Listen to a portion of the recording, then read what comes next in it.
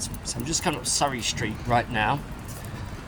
But in the previous video I did mention a little bit about the Roman baths. Even though they weren't Roman baths, they were done in very much the style of Roman baths in Arundel House by the Earl of Arundel.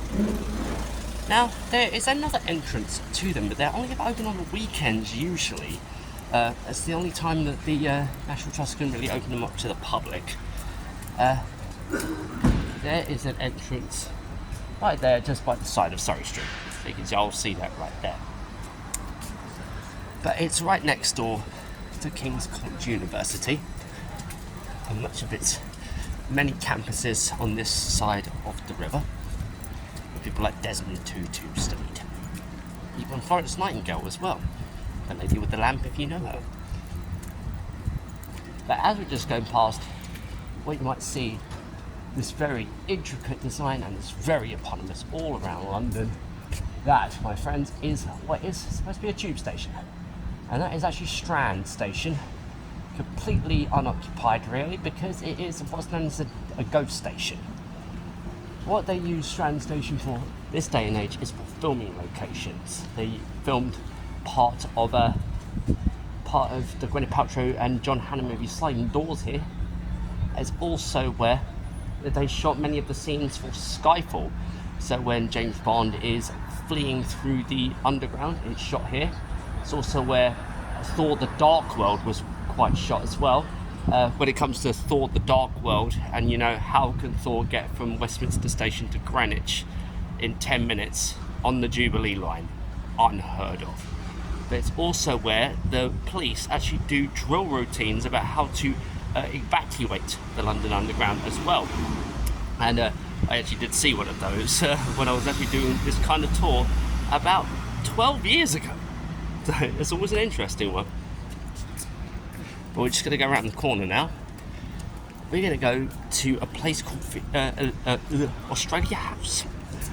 Now, Australia House is the home of the Australian High Commission. Now, I was going to make a rather rude little joke about the Australians here, because it's also used as the scenes for Gringotts Bank. This Gringotts Bank in the first Harry Potter movie. So if you see Gringotts Bank in the Philosopher's Stone or the Sorcerer's Stone respectively, you know, you get a bunch of rouge, short, professional people who love a load of minerals, and that would be the Australians. They're goblins. But right there is Australia House, and the Australian High Commission. You know, you have a High Commission instead of an embassy, because if you're part of the British Commonwealth, you have a High Commission, not a embassy. That's where Harry gets his money from. Big old room full of it. I'm pretty sure that Daniel Radcliffe has a room just like that himself these days, after all the Harry Potter money. But what we do have right here, before we enter onto Fleet Street, is the Church of St. Clement Danes. Now, you'll notice that as many churches around here, it is one of Sir Christopher Wren's. He only designed it, he never got to see it completed. So you can always say it's a Christopher Wren because he designed it, but he never saw it completed because he died before it was finished. It's what's known as the Royal Air Force Church. So much of the insides of that, and you can see many of the people like Bomber Harris just outside of it, who was in charge of the Royal Air Force during the Second World War.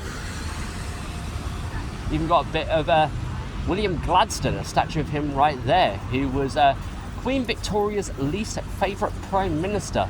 The public loved him though. Everybody used to call him GOM, otherwise the good or great old man. Whereas his sort of competitor, who was actually Queen Victoria's favourite Prime Minister, a guy called Benjamin Disraeli, the first Jewish Prime Minister of this country, used to call him GOM as God's only mistake.